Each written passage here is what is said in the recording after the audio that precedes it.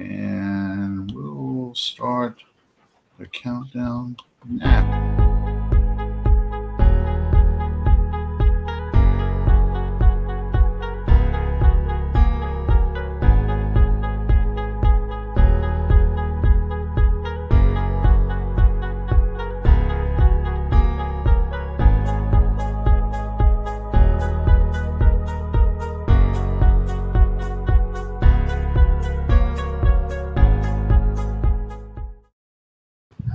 All right, welcome everybody to another exciting episode of Under the Dome. I'm your host, Alan Orrick, here with Sean Williams tonight. He is back, and a frozen Bob.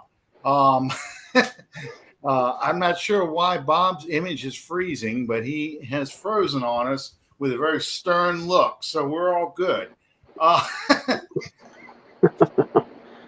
does it feel? It's still, even though it's Tuesday, we're still Victory Monday. I got to be honest with you. I'm one of the ones who picked the Saints to lose this game because I thought, first game, they didn't really do a whole lot preseason with the starters. We would get pissed off Aaron Rodgers. It was played in Jacksonville, not the Dome. And then I start reading Green Bay fans outnumbered Saints fans like 4-1. I just said, man, I didn't have a good feeling about this game. I thought the Packers would be able to do more than they did. Boy, was I wrong. So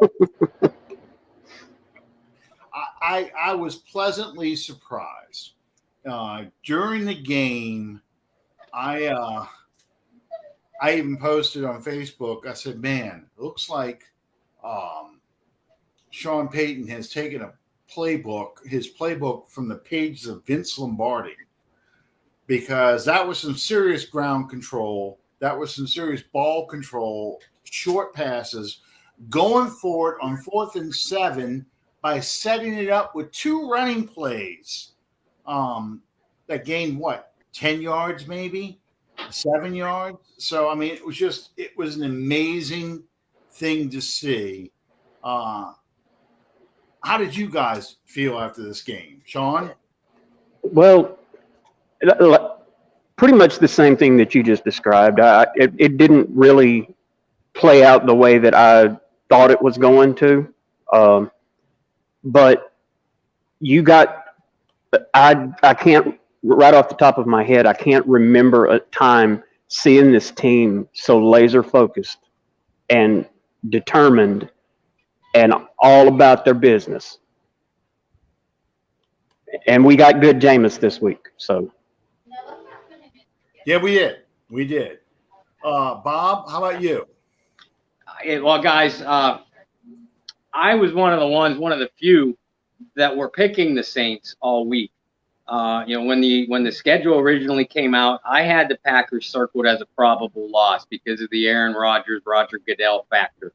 I combined those two together, just like Brady and Goodell. In the days leading up to the game, though, I just had a really good feeling about the focus that I was seeing from this entire team and coaching staff. So I'm certainly not surprised that the Saints won, but like you, Alan, and like you, Sean, I am shocked at the way it happened. All the keys that I felt like the Saints had to hit to win the game, they hit. But they did so in resounding fashion. We're not going to see Jameis Winston throw for 5 touchdowns and only 148 yards every week. Obviously it's only game 1, so let's not book our trip to the Super Bowl just yet. But the Saints did what they're going to need to do to win this season, and that is dominate the pace of play along both lines of scrimmages.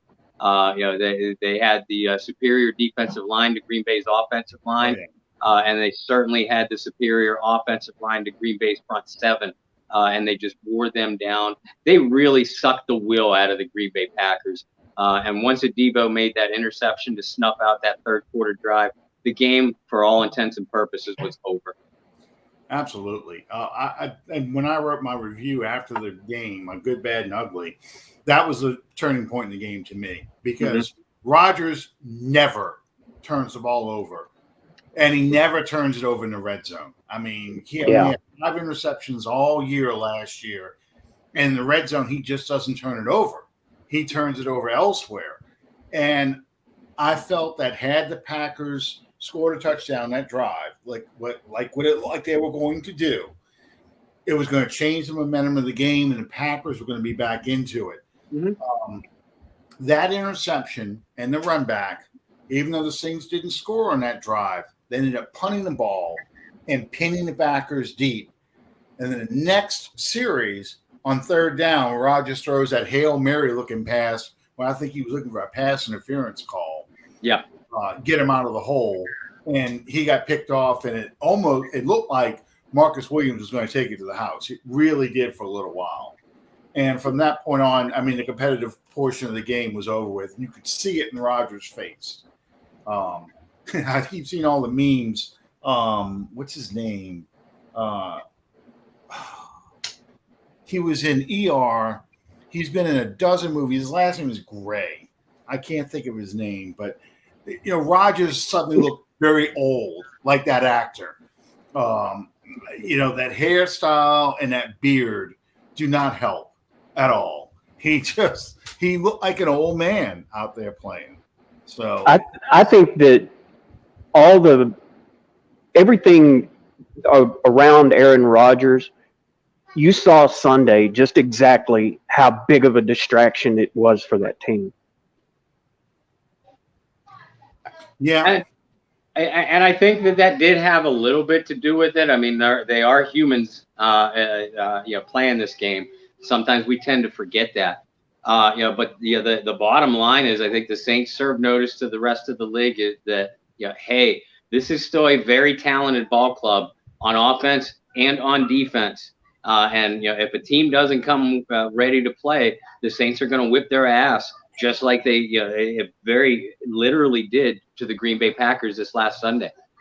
I was close. I said Gray because I was thinking Macy Gray, William H. Macy. I knew my brother would know. He knows movie stars much better than I do. But if you look at William H. Macy with the beard and the hat, it looks just like Aaron Rodgers. Yes, Davenport had a great game. Yeah. Until he injured his pec, which I didn't even see happen.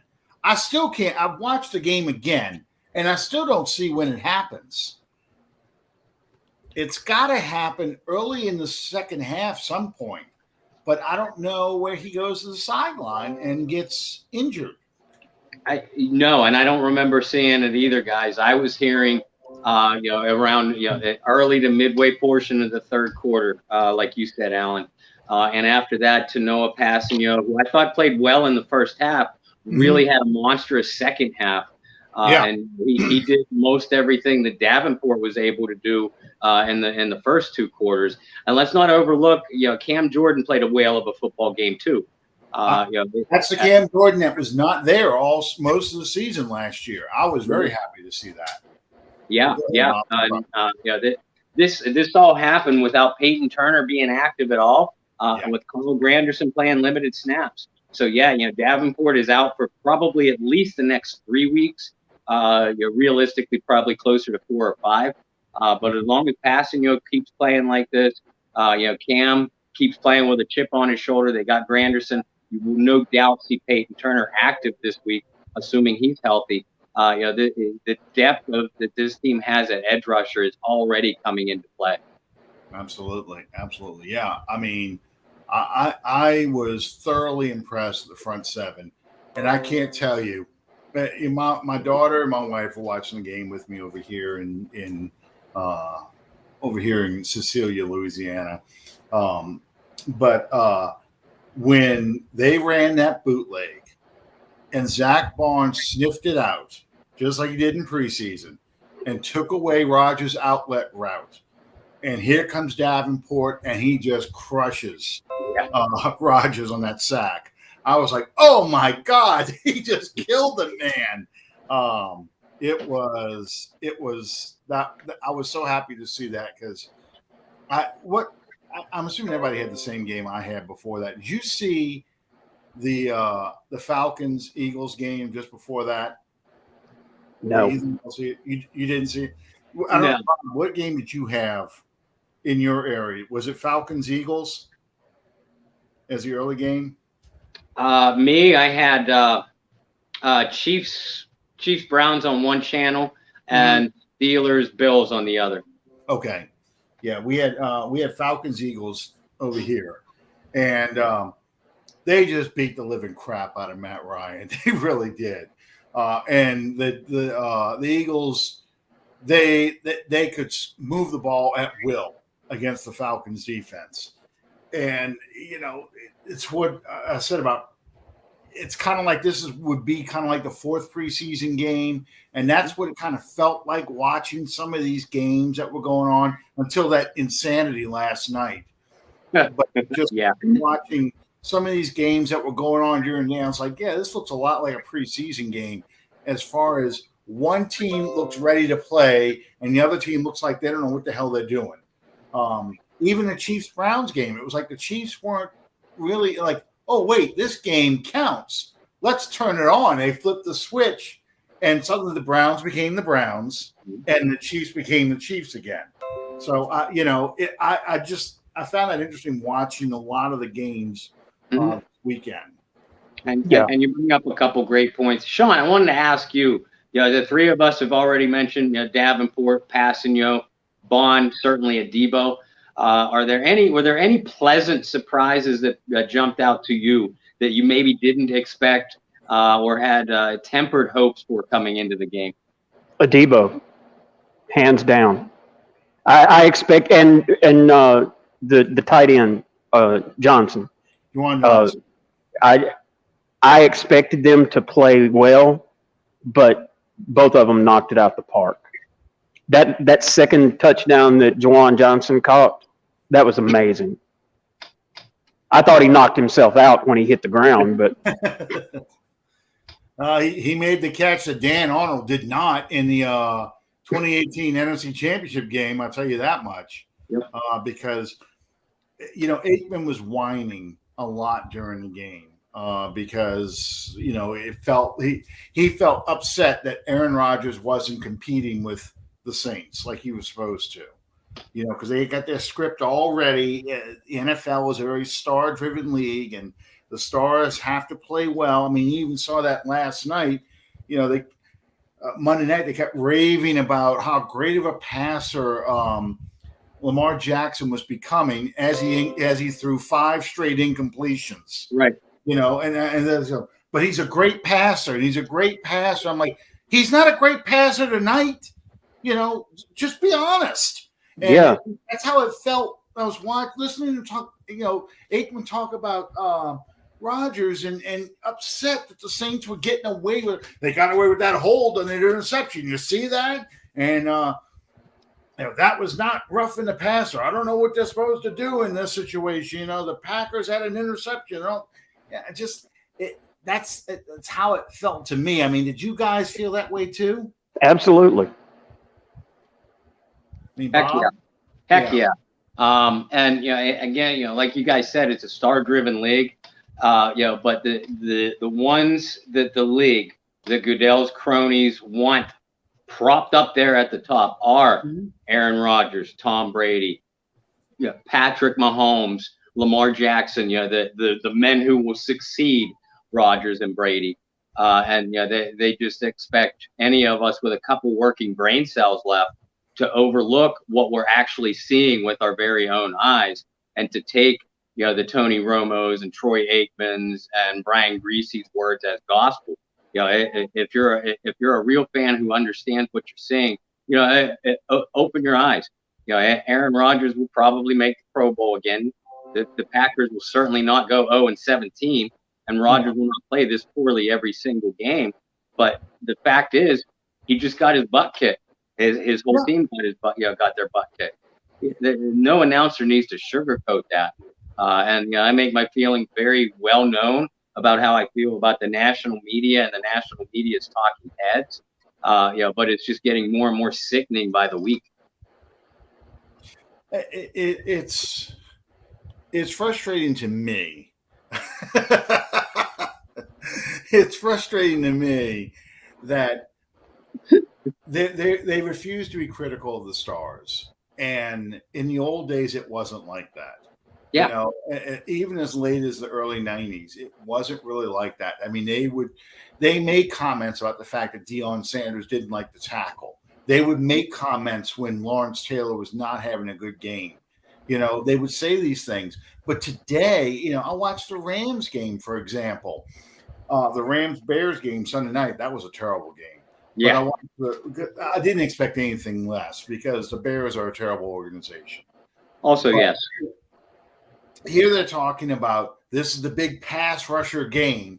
Well, Khalil Mack doesn't do anything. You know, he hasn't in 2 or 3 seasons. Right. Since really because they don't move him around and use him like a weapon like they really should. So they just let him go into double teams and, you know, oh, well, you got to break your double teams.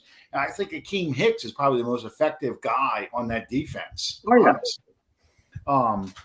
But, you know, here he's not doing anything, and Aaron Donald's really not doing anything against the Bears either. They've got him pretty much handled. You know, it was Matthew Stafford tearing them apart. Yeah. But, you know, they still were trying to sell that narrative. You know, this is a great pass rusher game. And it's like, no, it really isn't. You know, it should have been. The guys who are playing. I was really surprised with Stafford's performance.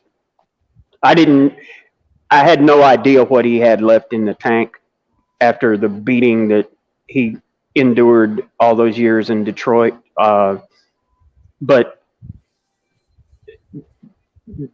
it seems to me that Matthew Stafford and Sean McVay are setting themselves up to be the next Sean Payton, Drew Brees type combination. He won't have as much success as Brees did because he's too old now. But I think he makes the Rams a much better team. You know, Bob, I don't know how you feel about this. I have always felt that McVay is way overrated. And what I mean by that is I think McVay has a lot of good players that execute his game plan very well, but he's terrible at adjustments. Yeah. He's got a lot of Mike Martz in him, except he's more committed to the running game than Mike Martz ever was. But he's got a sense of arrogance about him that he is going to make this a basketball fast break kind of game come hell or high water. And if it doesn't happen, you know, it's the player's fault. But if it does happen, don't you see the genius at work here? And that's how the media kind of feeds that. I mean, yeah. Do you all get that impression? Yeah, that's fair. Yeah, no, I agree with that fully. And I think McVay puts together as good a game plan as anybody. But you hit the nail on the head when you said that he has zero capability to adjust during the game. And that's why you see the Rams put up 41 points one week and 10 the next. And they're wildly inconsistent that way. Now, part of the problem was the quarterback. And I agree with you, Sean. I think Matt Stafford could make this Rams team a legitimate Super Bowl contender if LA can protect him and if they keep their running backs upright. They have receivers that are going to run opposing secondaries crazy, both down the field and from sideline to sideline. And Stafford, I love Matthew Stafford. I always have. I think the Detroit Lions organization should be held up on criminal charges for not surrounding him with more weapons and more support over the years. But he has that in LA. He has a defense that's almost as good as any you're going to see. But can the Rams protect him? And like you said, Alan, McVay wants to play that fast break game. You need an offensive line to stay healthy and keep your quarterback upright to be able to do that. And the Rams traditionally do not do well against a team that is able to put especially interior pressure on their quarterback. So we'll see when that happens. We saw Akeem Hicks make some noise and disrupt some of the Rams' drives, And then when they started to pinch inside and take care of Hicks, who seemed to wear down during the course of the game anyway, then the Rams went crazy. So we shall see. And the reason why I'm bringing all this stuff up is because, this is what you're going to see the first couple of weeks of the season. And that's why I started with the whole. You saw either one team was really laser focused on winning, and the other team kind of acting like this is a preseason game. You're going to see this for a couple of weeks, and then by week 3, week 4, that's when you're going to start seeing teams figure out their identities. And Jameis Winston's not going to throw 5 touchdown passes every week. He probably will throw 3 or 4 against the Panthers this week, because I think we're a much better team than the Panthers. But things are going to start to settle down, and identities are going to start developing. And, players, like you said, too, Akeem Hicks started to wear down. These guys have not been playing 4 quarters of football all season. Yep. This is, they have to get in football conditions still. And what I mean by that is they have to get into, where they save a little bit in the tank for that fourth quarter when they really have to press and make sacks, which made Max Crosby pretty damn impressive last night. But him aside, these guys eventually is going to get to the point where they do start dominating. The stars start playing more consistently, like you expect them to play. Outside of, and I know you got to go in a couple of minutes, Bob, but outside of Adebo and Winston and Juwan Johnson, any other stars that you felt played extremely well? Yes, Sunday against Green Bay. If you don't mind, Sean, I'll go first. Go ahead. I thought, Deontay Harris came up big. I know he only had 2 receptions, but he was really taxing that Green Bay secondary to the limit. And we thought Marquez Callaway might be a little limited because Jair Alexander was going to be on him most of the time. So a guy like Deontay or anyone else, had to make some plays, and that happened. And I thought Tony Jones Jr., especially in the first half, ran extremely well. And that allowed them to move Kamara around like we thought one of the keys to the game would be. Kamara didn't make as big an impact as a receiver as he did in last year's game against the Packers. And he had a better game rushing. I think he had 80 or 83 yards. But just the fact that, you continued to have the 1-2 punch with Jones and Kamara as you did with Murray and Kamara. It was extremely impressive to me. Okay, Sean, how about you? Who did you think had, really stars of the game, really had an impact in the game? I think you could make a legitimate argument for Deontay Harris. Mm-hmm. And as Bob alluded to, Jones was stupid in the first half. I mean, he just – I think coming into this game, I don't know how you guys felt, but when I turned the game on, I really and truly had no idea what to expect. I didn't know what team we were going to see on either sidelines. I was pleasantly surprised because, as we've been talking about, they were laser focused. They played their tails off, and they just flat out whipped Green Bay's ass. There's no other way to put it. And nobody saw that coming. I thought, yeah. I thought two people that really stood out to me Sunday. Marshawn Lattimore, which, of course, he signed his big contract. He really took Devontae Adams away in this game. I mean, you look at Devontae Adams on that sideline, that expression on his face, hands on his hip, and Lattimore got hurt in the game. He hurt his thumb. They wrapped it. He came back out and played, but Desmond Trufant played for a couple of series, and Adams got a couple balls out there, but for the most part, Adams did nothing.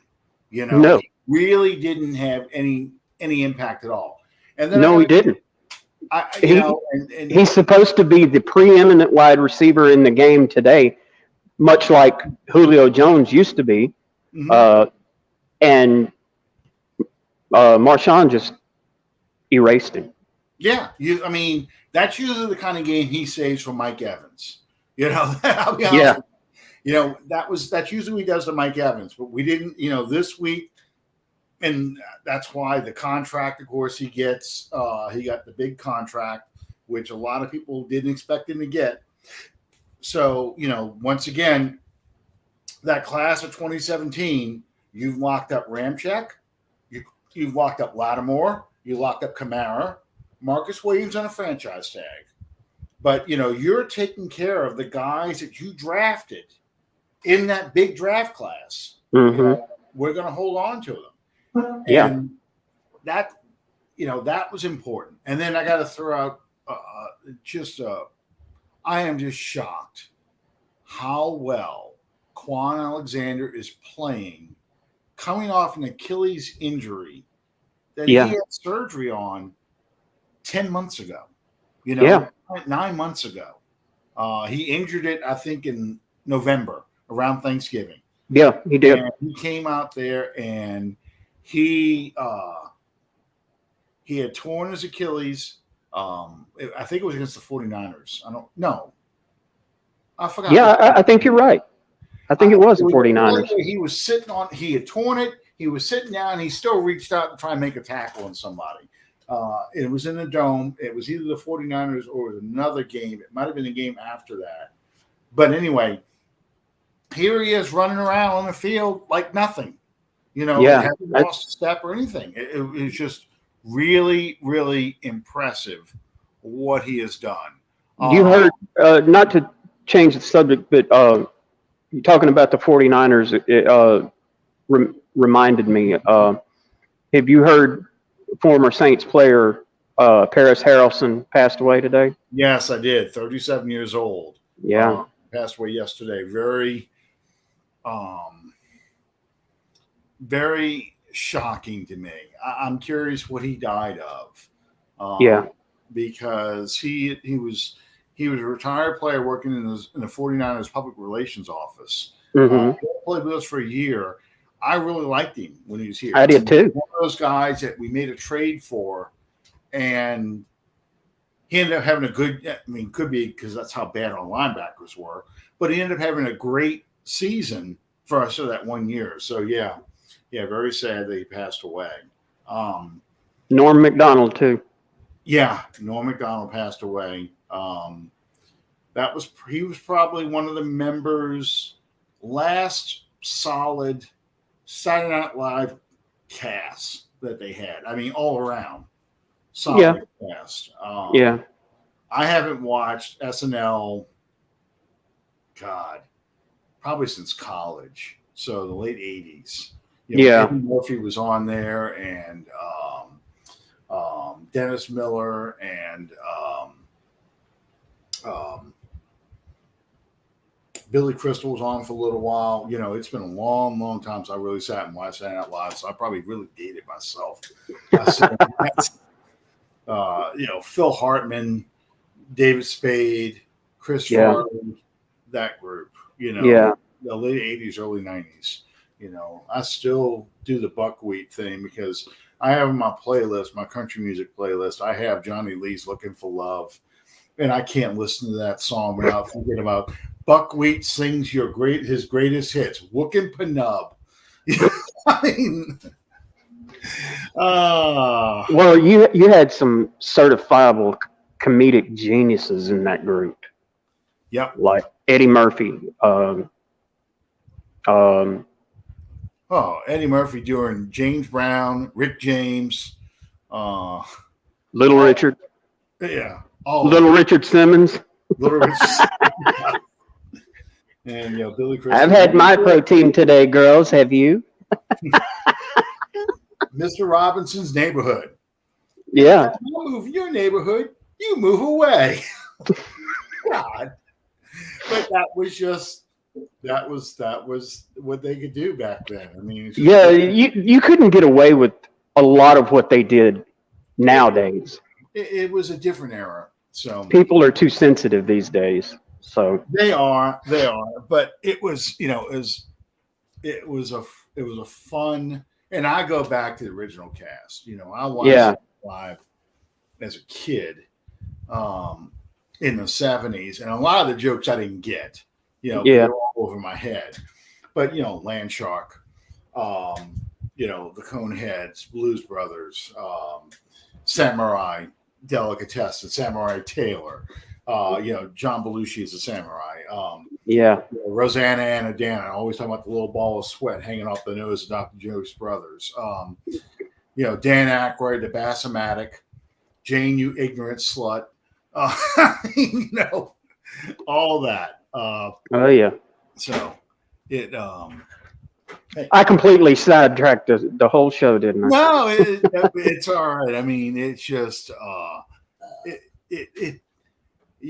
you realize when people pass away, that is, especially comedians, it's one of the most uniting factors of a community, because certain comedians, we all know the routine.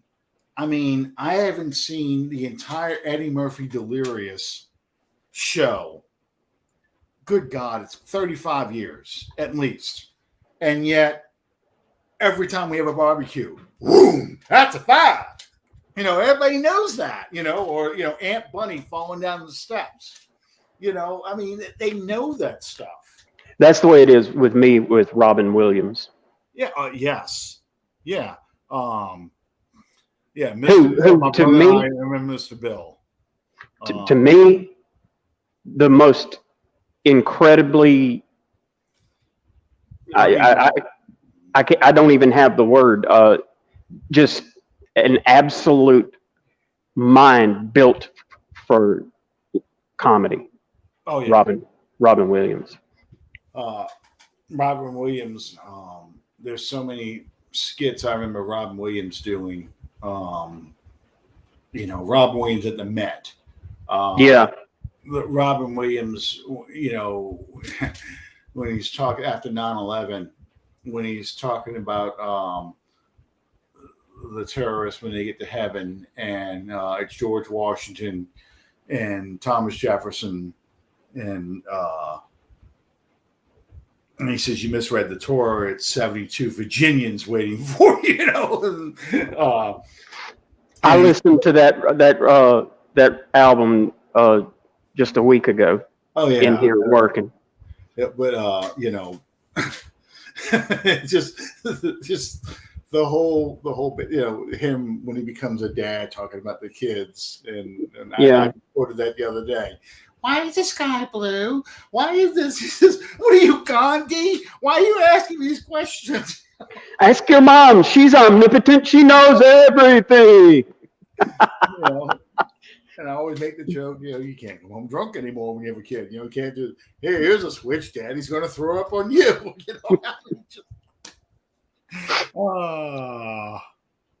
But it was funny, Mr. Robinson's word of the day. Yeah. Donald brings up Bernie Mac. We were playing Uno the other day.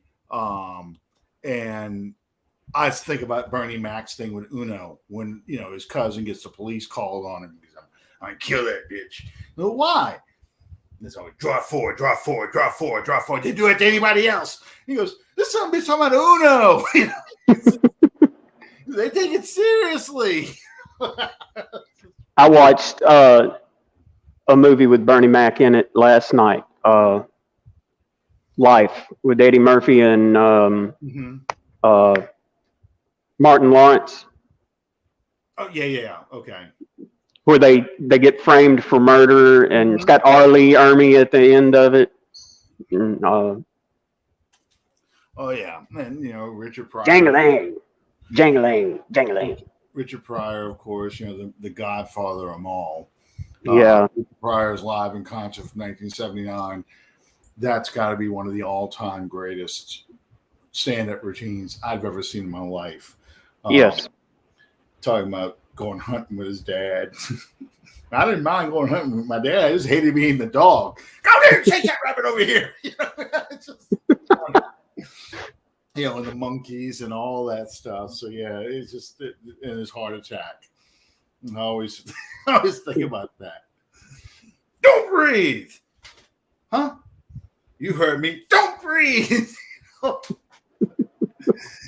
Says, you think about dying now, huh? He says, yeah. Says, you weren't thinking about dying when you're eating all that pork.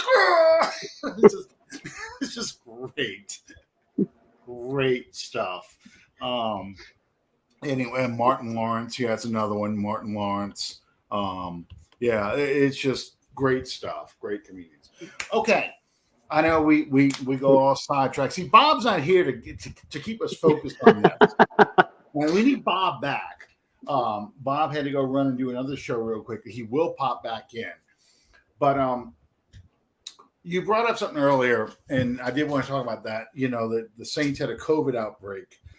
All the coaches are supposed to be vaccinated, yet it was 6 coaches that have tested positive for COVID. I think a nutritionist, a trainer, and one player who it's been revealed it's Michael Thomas, which I don't know how Michael Thomas could have gotten infected. He's not really with the team. He's rehabbing in Philadelphia, or he was. He may be rehabbing with the team now. But the good news is it sounds like, except for Thomas being placed on the COVID list, which he's on physical unable to perform list anyway. So it's not like you're making a roster move with that. It doesn't sound like any of the players are in quarantine or anything like that. It sounds like the position coaches may be. So it's one of those developing stories, but we don't know the impact of this until they have practice starting tomorrow. So I'm not sure how this is going to play out. I really don't. But all the coaches are vaccinated, so I guess if there's a positive behind this, if you're vaccinated, you're not supposed to be going to the hospital or anything like that. You could get sick, but not really sick. So we'll see how this plays out. I don't know. And the Saints did make some roster moves. They brought Kenny Stills back. He is on the practice squad. He's not on the active roster yet. I don't believe the COVID rules from last year are still in effect where they have to be isolated for a few days. But him being on the practice squad, I guess, again, depending on how the team practices this week, whether or not he will be active on Sunday. I don't. And also we added a center. Yeah, we added a center because that was one of the negatives I wanted to bring up about the game. We talked a little bit about Marcus Davenport. Eric McCoy got hurt. He has a calf injury and is going to be out for a couple, 3 to 4 weeks, they said, with this calf injury. Now, I got to give him credit. Ruiz kicked over to center, and Calvin Throckmorton popped in as guard, and it looks like the line was just as good as it was before. Yeah. So he signed a center because Will Clapp is on IR right now for an undisclosed injury. I think they're stashing him, but he's on an undisclosed injury. So people were asking, why did they sign this center from Kansas City then? To me, and I don't know how you feel about this, Sean, but to me, it's like, okay, if somebody else gets hurt this week, we really have to juggle offensive line around. And, if Ruiz gets hurt, we have nobody else who can play center. So I think that's what they brought this guy in for. I mean, is that? I agree. That's what it sounds like to me as well. Yeah, I don't expect this person, even though he started for Kansas City, to come in and be the center for the Saints this week. I expect Ruiz to be the center again. I expect Calvin Throckmorton to start at guard. I just expect this person to be the backup center, and then you still have James Hurst, who is your third tackle, your blocking tight end, and also the guy who will come in if anybody else gets hurt in the guard tackle area. I mean, that's just how it looks. This was an interesting thing that somebody had said. They said that Kenny Stills is only 1 year older than Michael Thomas. Yet Thomas was drafted in 2016, and I believe Stills was 2013. Yeah, I think that's right. Sounds about right. So a 3-year difference. He must have come out as a junior, and Thomas stayed for his senior year. I think so. And he was redshirted a year. Yeah, Stills was redshirted at Oklahoma. Okay, all right. What do you think of Stills? It's hard. Anytime a team cuts a player, there's got to be a reason for it. And a Kenny Stills, you're not going to look at as like a salary cap casualty. That's not the case. You don't know what he's got left. I liked Stills when he played for us. And he improved greatly when he went to Miami. And the last time I saw him, I believe it was last year, playing for Houston, he showed that he could still play at a very high level. Now, I hope that's the Kenny Stills that we're getting. I find it interesting that Stills has bounced around the league as much as he has. In fact, I just had his stats up. I think it was 3 teams he's been with. Us, Dolphins, and Texans. Yeah. And he was out on the street. Yep. Okay. So he was with the Dolphins for 4 years, and they were probably his most productive years. It looks like he had. I just had it. Where is it? Okay. So yes, he had in 2016 726 yards, in 2017 847 yards on a high number of catches for him, 42 and 58. And then it's like almost, and granted, we're talking about the Dolphins quarterback situation. It fell off. He went to 37 receptions with Miami in 2018. Then in Houston, he had a good year, 40 receptions, 561 yards, 4 touchdowns. But in 2020, his last year there, again, keeping in mind you lose your coach, the team's in chaos, you lost your best receiver. He only played 10 games, didn't start any of them. He only had 19 targets all year long. It's one of those things that you wonder what's going on with him. Is it declining ability? And he was on the street right now. Nobody signed him. Yeah. Declining ability, or is it,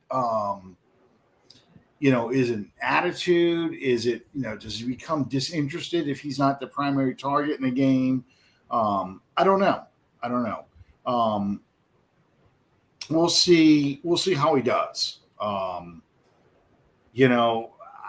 not, like I tell people all the time, there is no savior out there on the roster. Out there on the streets. No. I think Josh Gordon is going to get reinstated yet again. And I'm sorry, I expect the Josh Gordon signing request to pop up. The Saints receivers had some trouble with the Packers. You didn't see a lot of guys getting open. And part of it was the game plan.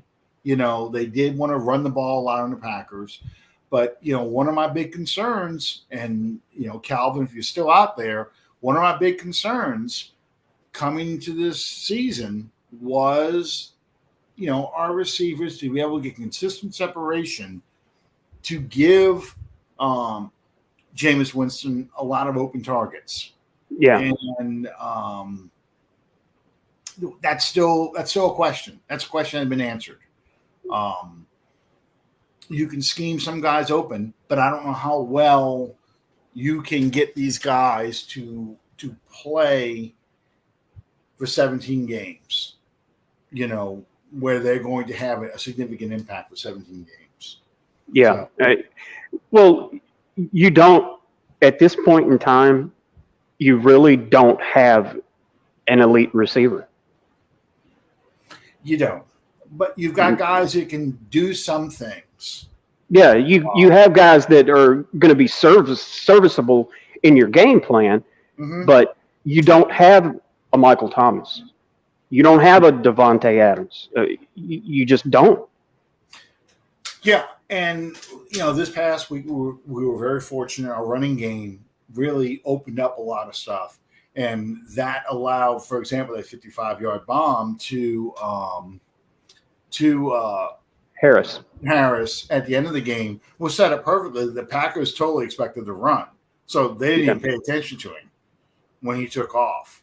So I'm really curious, and I'm gonna get Bob's thoughts on this too. How this team will do now without that number one receiver. You can cover it up for a little while, but how do you do for the next 6 games? Yeah, you just put your I can't think of how to say what I'm thinking. You just put your blueprint on film. Yeah. So every team that comes along is going to be a little more prepared for what you're doing. Yeah, and some won't be as effective at stopping you as others. Yeah, but they know what you're going to do. Well, you got a significant weapon in Alvin Kamara, and he's going to draw a lot of attention. And Yeah, Tony Jones has shown he can run between the tackles. I mean, we saw Latavius Murray play Monday night, last night, and the comment I saw on Twitter was Latavius Murray acts like if there's a crowd of people, I need to go over there and see why everybody's over there. And he runs the ball right to the crowd of people. He doesn't run for the hole, doesn't try and get away from him. He runs right into the crowd of people. And you saw a lot of that. And I think that's why he was getting demoted to third string and they wanted to give him a pay cut because he wasn't going to be the primary back. I think even if he was on the team, it was going to be Tony Jones as the back. Which I think is the correct decision. Sure. Yeah. I mean, Tony Jones totally earned that. And I was pleasantly surprised because I really thought he was going to be one of those kind of guys that he might break off a little run every now and then, but, was going to have a hard time hitting the hole consistently and breaking into the second level. But we saw he could do that. So I think you'll see that over there. Thomas Morstead, the big news also today, talking about former Saints. Thomas Morstead signed with the Jets. Unfortunately, that means Thomas Morstead will no longer be declaring himself inactive on Sunday because he will be playing a lot for the Jets. I don't know. Can he wear number 6 again? I think he can. I think Bubby Brister was the last one, and Sanchez were the last people to wear number 6. So, Brister never played for the Jets. Wait, what? Brister did play for the Jets, didn't he? No. He played for Pittsburgh and didn't. He played for somebody where he wore a green jersey. I'm telling you. It's either the Jets or the Eagles. One of those two. Hang on. I think it may have been the Eagles. Bubby Brister. You know that guy almost became a Saint? You know that? I've heard that. In 1994, I can remember this as clear as day. We brought in Brett Favre to see if they could sign him from the Packers, and the Packers weren't going to let him go. There was just no way. Whatever anybody offered him, they were going to get him. Yeah, he was with Philadelphia, and he was with the Jets. 95, he was with the Jets. That was the year they really were bad. but I think that was the 1-13, 1-15 year. But he was with Philadelphia, then the Jets, then Denver. Okay, so Favre leaves the building. Bubby Brister comes in. Bubby Brister comes out to meet the media, and in some kind of macho thing, this is the old Saints facility off of David Drive, which doesn't exist anymore. It's now part of Miley Playground. But back then, that was where the Saints practice facility was. Bubby Brister comes in. They had two gates, the wire gate, metal fence gates, like you used to buy at Sears, when you bought your fence from Sears. Anyway, he comes in, pushes the gates open like that, like he's just this badass, and the gate comes back at him, hits him in the chest, so he just kind of stumbles back. I'm like, oh yeah, this is really going to be a great program. So, can I help you? I need to look at our insurance people. Oh, insurance? We don't have insurance. News. We don't have insurance. He was a cocky shit ass. Well, he was, and the Saints had a contract in place for him. And it turned out that they found out the Rams had made Jim Everett available. And the next thing you know, the Saints made the trade for Jim Everett, and Bubby Brister was like standing there with the contract in his hand, like, but we had a contract. And, it was never signed. So to me, I think we dodged a bullet. We did a much better job I did not want to see Bubby Brister with the Saints. Me either. I watched him with the Steelers. I know he's a Louisiana kid, and he's from here. Yeah, the whole bit. But he had the, and I know they're fans of John Forcade, but he had kind of a Forcade stink to him about it. He was just arrogant, and I'm like, no. Jim. Yes, he was very arrogant, very arrogant.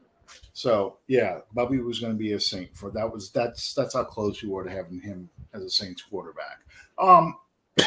Okay, so we've got one of our favorites on this show tonight.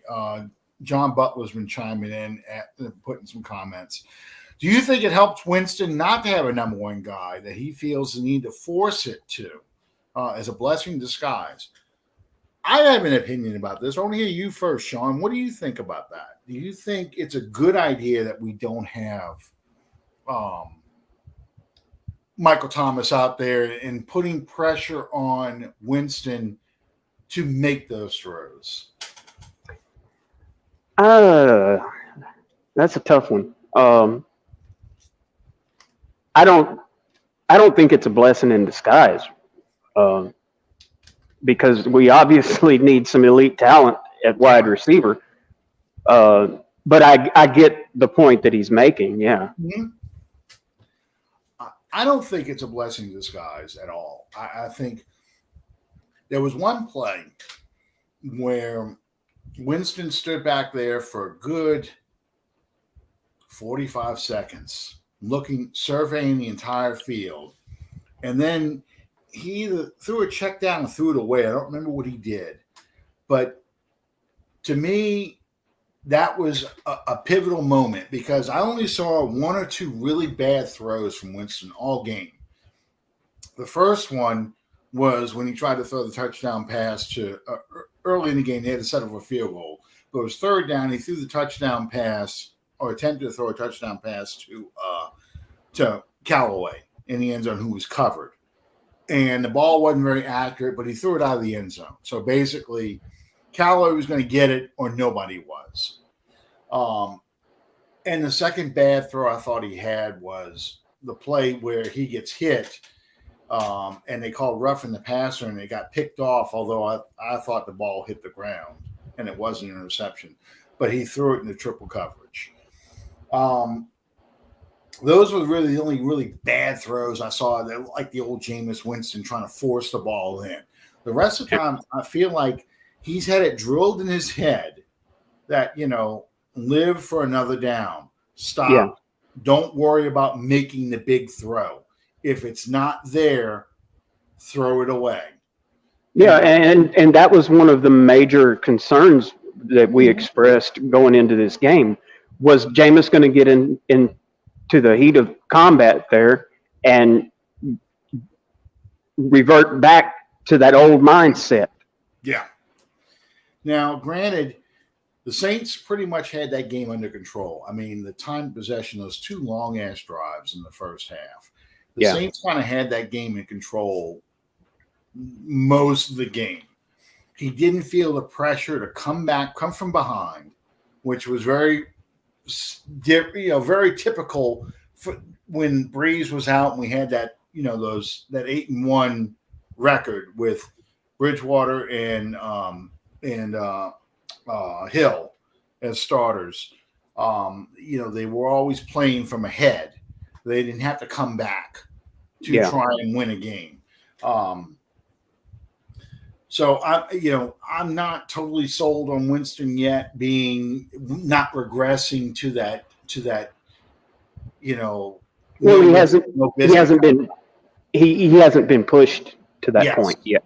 He hasn't hit that kind of game where he feels like the Giants Saints game from 2015, where every punt felt like a turnover and every field goal felt like a fumble kind of thing. You needed to score a touchdown just to keep up because your defense can't stop him. Yeah. The defense clearly can make stops. So as long as we're in those positions, I think he's going to do very well. We'll see what happens when he hits a team where they can move the ball on our defense or we're having a hard time running the football. So we'll see what happens on this thing. And I'm also curious to see, and maybe I'm just being devil's advocate, but I'm curious to see how he plays against Tampa Bay when he feels like he has to make a point or prove something. Me too, especially in Tampa. Okay, so Donald's asking about Bradley Roby. He's reinstated because he was on suspension for last week, for 1-game suspension. He's reinstated. What kind of role do you think he has on the team? I think he's cornerback number 2. I don't know what the status of Lattimore is, though. It may be. He had surgery, didn't he? Yes. But unlike Drew Brees and throwing a football where you need your thumb to throw a football, you can play. I mean, Fred Thomas played with a broken hand. You can play cornerback in the NFL with a taped up thumb. It's just a question of I don't know if Lattimore will be available this week because he had surgery this week. But it's one of those things where he shouldn't miss much time. So I think Roby plays this week. I don't know if he'll play opposite of Debo, but I think Roby gets a lot of time in because we saw Marcus Trufant come out too. But I think they're going to work him in pretty soon. You didn't give up a 3rd-round pick for a guy to sit for a couple of weeks. I think they really want to get him out there and see what he does. But I think Adebo, and Sean, you talked about this earlier, I think Adebo proved that he belongs out there. So sure, absolutely. Like a rook. Yeah, he did play with a broken thumb. He also played with a broken hand, too. He played with a broken hand when he was in Seattle. And the old safety, he just passed away last year from the Cardinals, number 6. Golly, He played with 2 broken hands and picked off a half dozen passes, I think, with 2 broken hands. He pioneered the safety blitz. Hang on a minute. I'll remember who he is in a second. He's in the Hall of Fame. I know that. Yes, he is. Larry Wilson, number 8, not number 6, number 8. And, Larry Wilson pioneered the safety blitz. And let me see if they talk about how many. I think it was he had 52 interceptions for his career, returning 5 for touchdowns. It's not going to talk about the year. He had 2 broken hands, and I don't remember how many passes he picked off with 2 broken hands. I can't remember. I remember hearing him talk about that. Yeah, on, in 66, he led the league with 10 interceptions, which is also a Saints record, 10 interceptions. Um, um, he set a team record by intercepting a pass in 7 consecutive games, second longest streak in the NFL history, recovered 14 fumbles.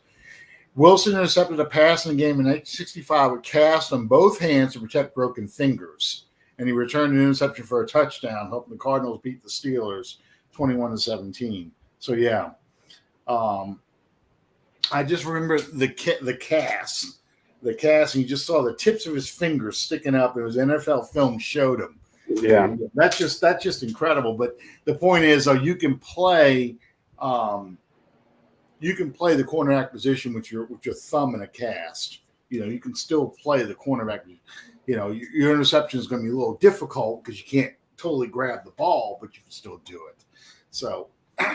I think Roby does play this week. I think and there's a good chance he does start. If Lattimore can't start, I think he has a better shot of starting with Trufant coming in, depending on the situation. So that's just yet another reason why they signed him. All right. Yeah. Last thing before we have to go. Real quick, Carolina. This week, they beat the Jets. Sam Darnold beat his old team. The Jets kind of gave him a scare. I think they were up 16-0, and then the Jets came back. And I don't remember the final score of the game, but we also have CMC back. Christian McCaffrey's back. This is 1 year later with that defense. This is in Carolina, which actually the Saints have been pretty good in Carolina. We usually, if we lose to Carolina, for some reason we lose at home to Carolina. Yeah. When we play in Carolina, we usually do very well against them. Yes. How do you see this game playing out? Again, it's going to depend on the focus. The play of Jameis Winston is going to have a lot to do with it. Do they get complacent after bitch slapping Green Bay? Mm-hmm. Which I don't see that happening. But Carolina with Christian McCaffrey is very capable of beating the Saints. Yeah. I have question marks, as I usually do when a team is made a coaching change.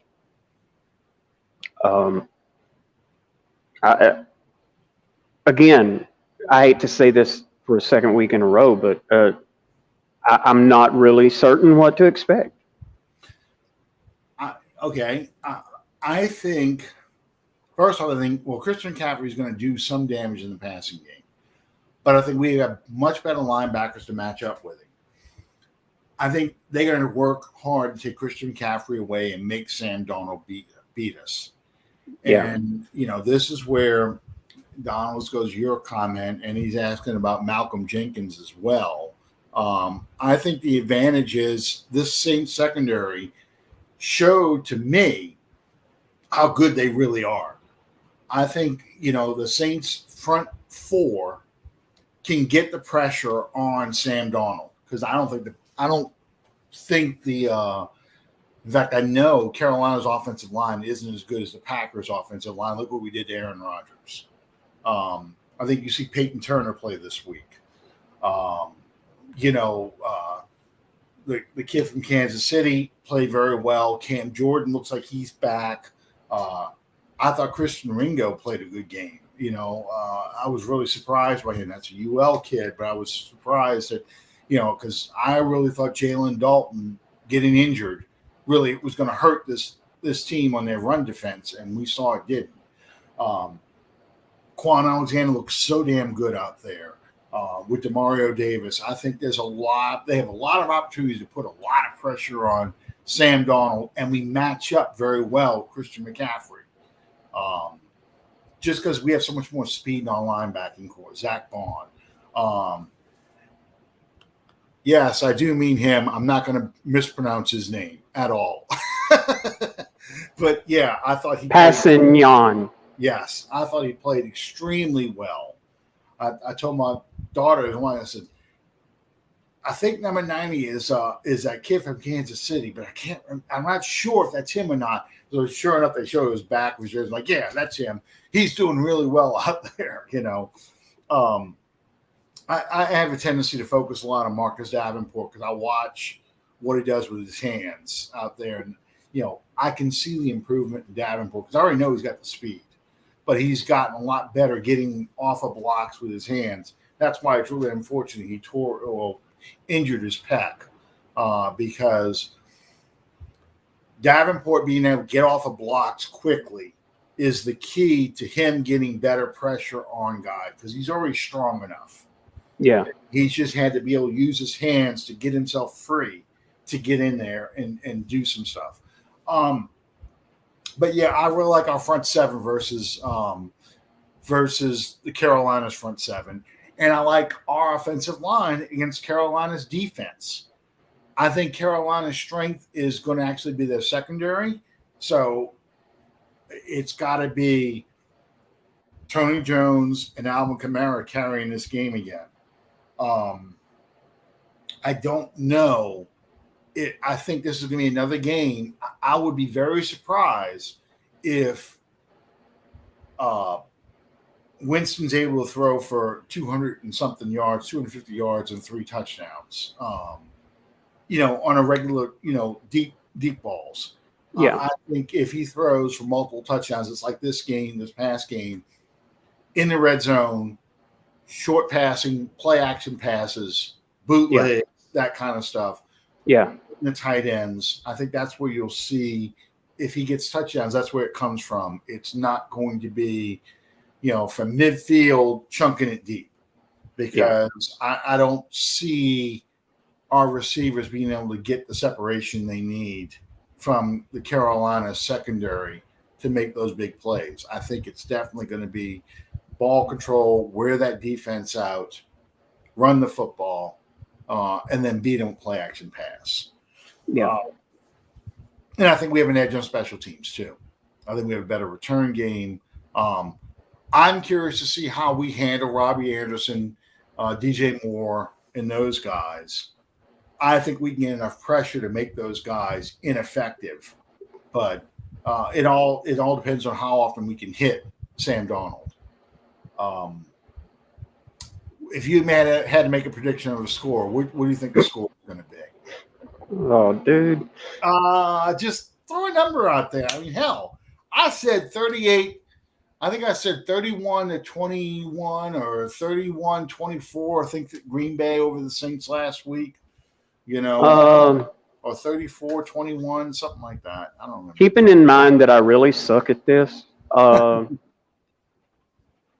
if I had to just throw one out, I would say 31-14. Well, Calvin says they don't think they score 20. I don't think they score 20 either. I think it's going to be one of those. I'm pretty close with that too. I think it's going to be one of those 31-10, 31-14 kind of games. I think if they shut down Christian McCaffrey and they put it all on Sam Darnold, I think Sam Darnold has a terrible game. I really do because I like our defense versus Darnold. I feel better with Darnold back there than I did with Teddy Bridgewater, interestingly enough, because I thought Bridgewater knew our defense well enough, knew how to exploit him. This was a game I thought – this is a game when I looked at the schedule, I picked as a win. This game – Me too. Me too. Those are two games I'm like, those are wins. When we play against tougher teams, it's going to be harder for me. But I think Carolina right now, they have they still need a lot of help. I think they're a better team, but knowing Joe Brady's style of offense and stuff, and he doesn't have the players he needs yet to get to that offensive level. I think when they play us at home, they'll have a closer, better chance of beating us than they do in Carolina right now. Okay, that's fair. How I feel, and that doesn't mean they're going to win either game, but I think the Saints served notice this week. I think this is a week that we last year was the first time any team went 6-0 in the division, and we did. I don't know if we go 6-0 this year, but I think we win at least 4, and I think that sweeps over Carolina and sweeps over Atlanta. Well, Atlanta is in absolute free fall right now. Carolina, I'm not completely sold on Darnold. Never have been. I thought he was overrated when they drafted him out of college. Yeah, I did too. I mean, I liked him only from the standpoint of I thought if he got with the right kind of quarterback coach, I mean, he got with Adam Gase, and Adam Gase really ruined him with the Jets.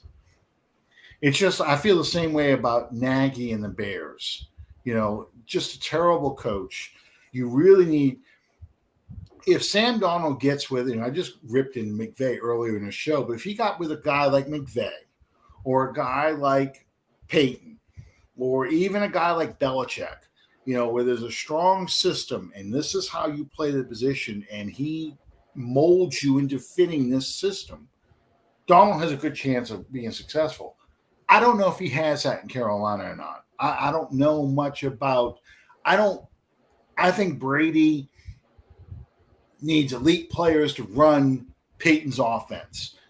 But and I do think Joe Brady ends up somewhere else next year. I still think that. I think he ends up – I think that's what he's going for, a head coach somewhere. Yeah. And I think if Carolina does badly, I would not be surprised to see him try and jump ship and go over to Cincinnati if he doesn't get a head coaching outfit, so he can coach Joe Burrow and, their little LSU team they're trying to build out there. Kevo went to the game Sunday. Did he? Yeah. What did you think of that game? Oh, man, he's happy. I know he was happy at the outcome, but yeah. And the night before, they went to see Billy Joel. Wow. Bucket list items.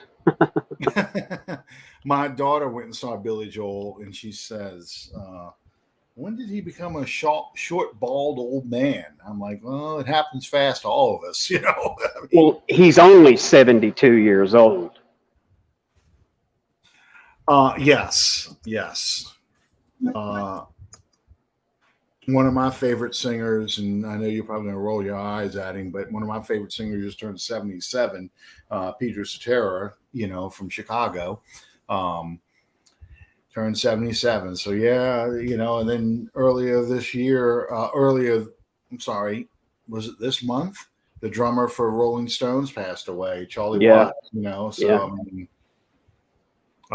so, it's one of those things that, you realize all of a sudden that a lot of the guys, and I end up going down the YouTube rabbit hole a lot of times. I'll watch a lot of old concerts and stuff, and the Midnight Special.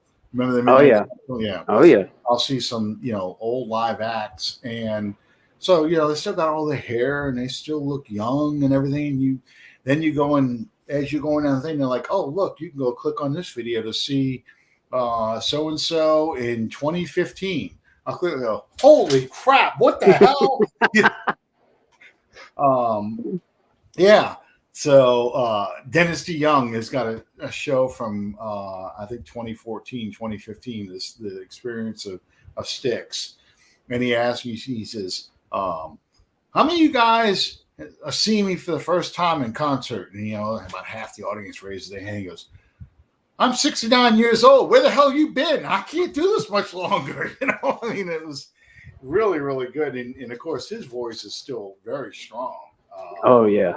Billy Joel, when the concert my daughter went and saw, Billy Joel says, I could kick my younger self's ass for singing in these songs such high notes, like Innocent Man and stuff. I got to hit these notes. I can't do that anymore at 72. That's when you got to detune. Yeah. Well, he has a female singer that comes in and finishes the song. He'll start, I am, and then next thing you know, you hear the girl singing An Innocent Man, because he can't hit those notes anymore. So smoke you some more cigarettes. That's it. Elton John. My youngest daughter, she walked into these things. This child has seen. And granted, she hasn't paid for any of these tickets either. She has seen Billy Joel, the Rolling Stones, and Elton John all in concert for free. We bought the Billy Joel tickets for her for Christmas. She wanted to see Billy Joel, so she went out and saw Billy Joel. Okay. We bought those tickets. Now, I haven't seen any of these guys. I've never seen any of these acts live. She went.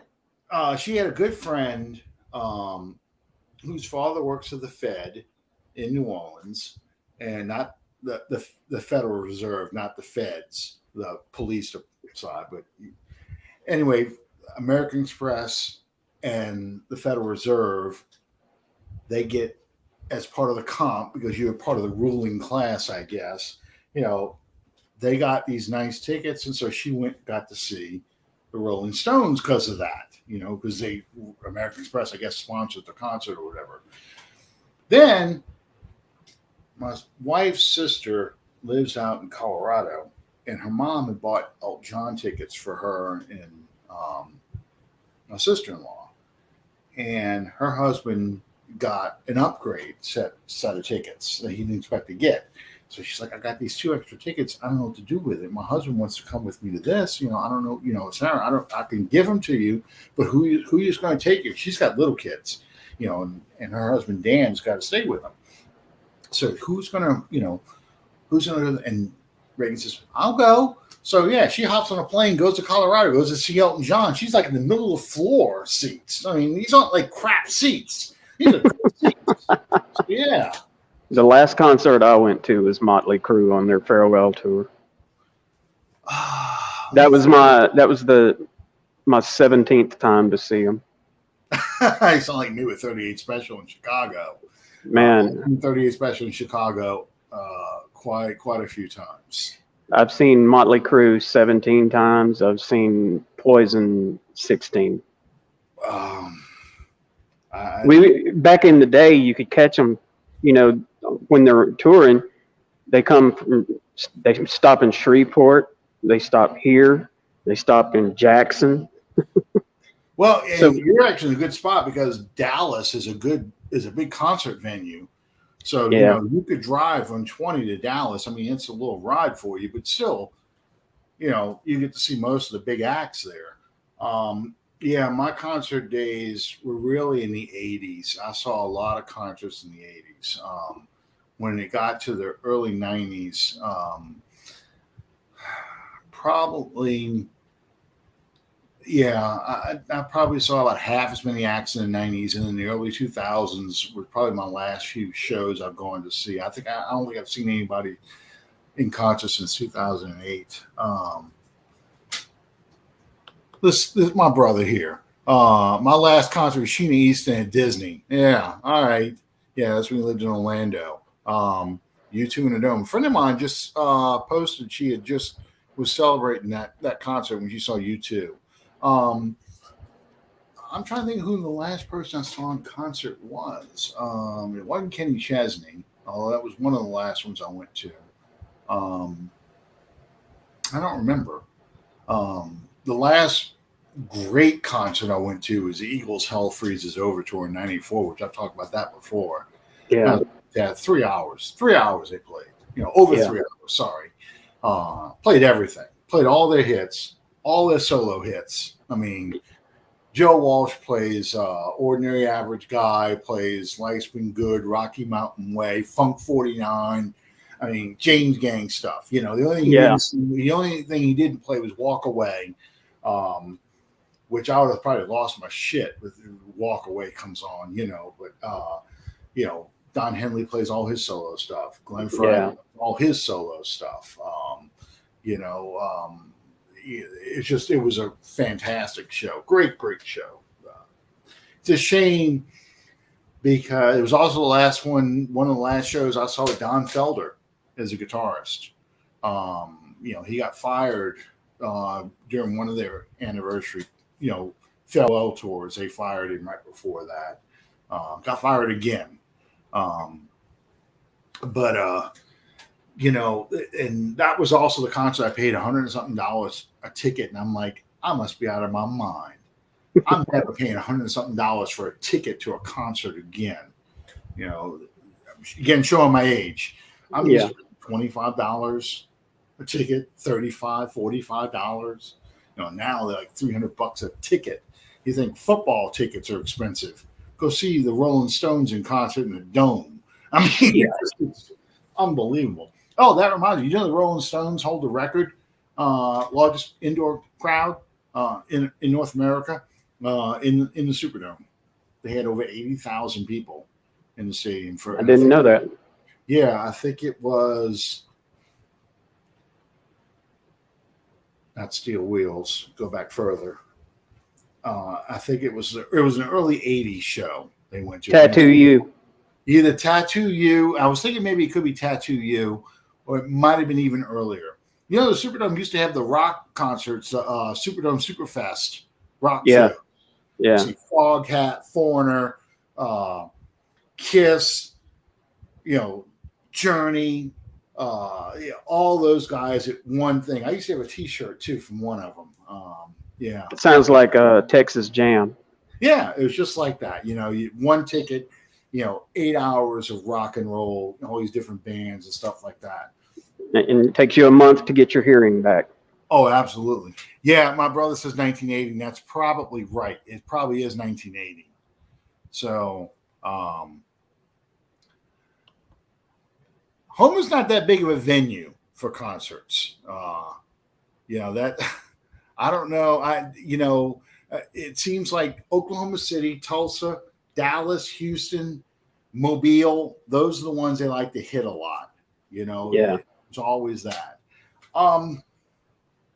Last thoughts. I know you got to go. You have to go make the groceries and stuff, but last thoughts. I asked, you weren't on the show last week. I asked Bob his predictions for the season. Bob asked me, we both pretty much agreed with the same record. Just getting with one week already in.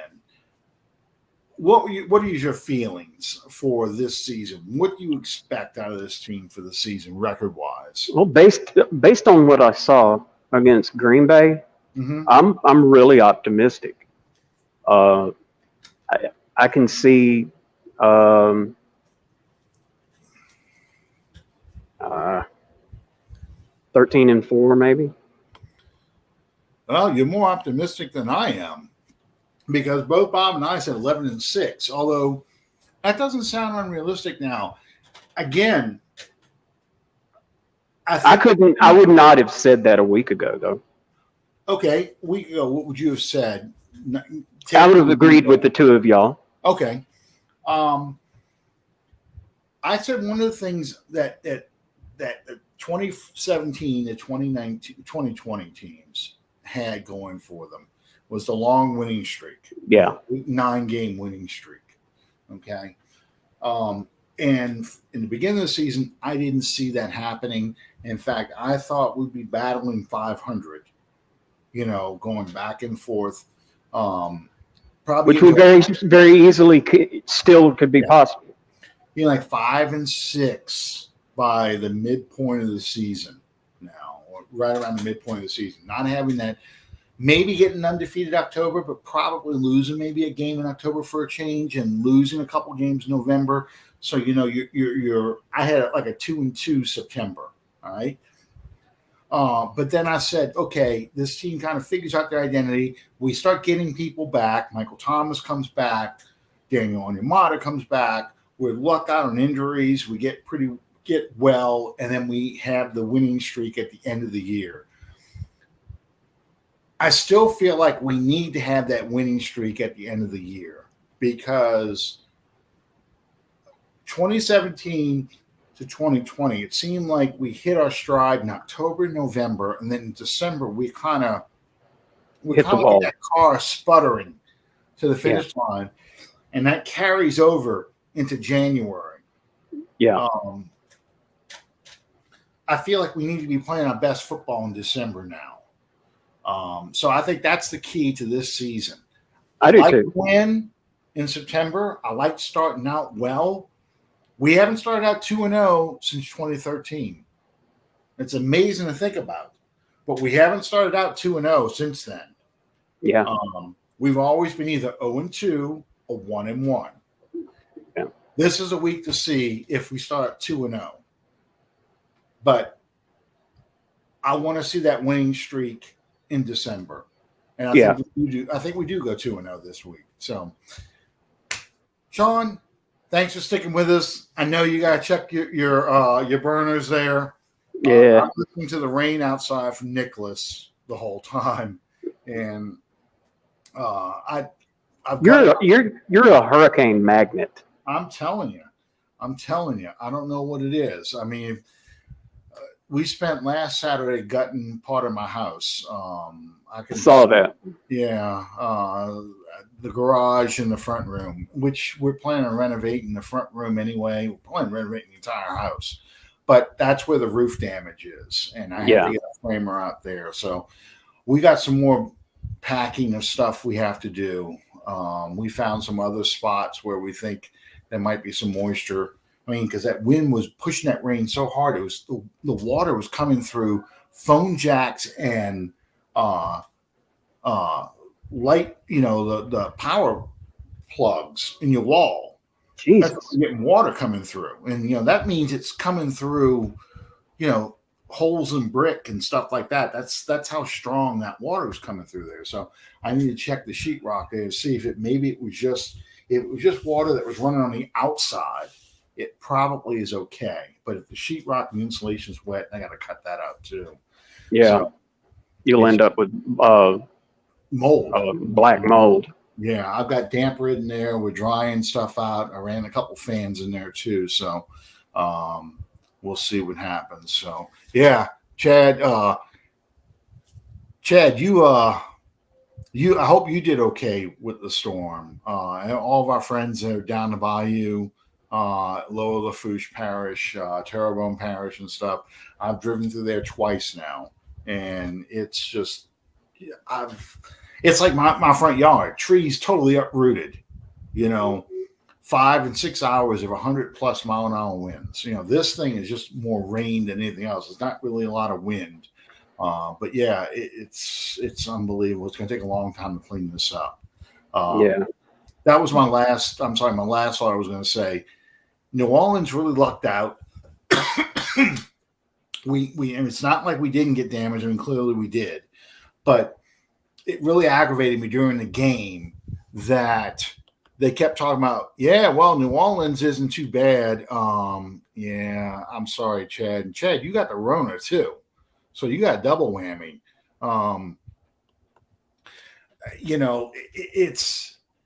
They kept talking about New Orleans not doing as bad as Katrina. They kept showing New Orleans footage, and it's like, man, you got to go down the bayou and see what happened to those people. That's the people you should be focusing on, not New Orleans so much. We came out okay. This is no Katrina for New Orleans. This is a Katrina, though, for the people down the bayou.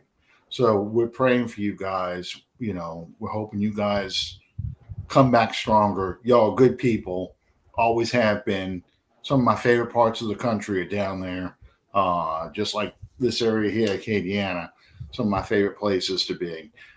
Praying for you guys. I'm going through it. We're all going to come out on the other side of it. It gets better. It really does. It becomes a story, what you did to get through this, and it gets better. So thank you guys for joining us tonight, and we'll see you next time under the dome. Good night, everybody.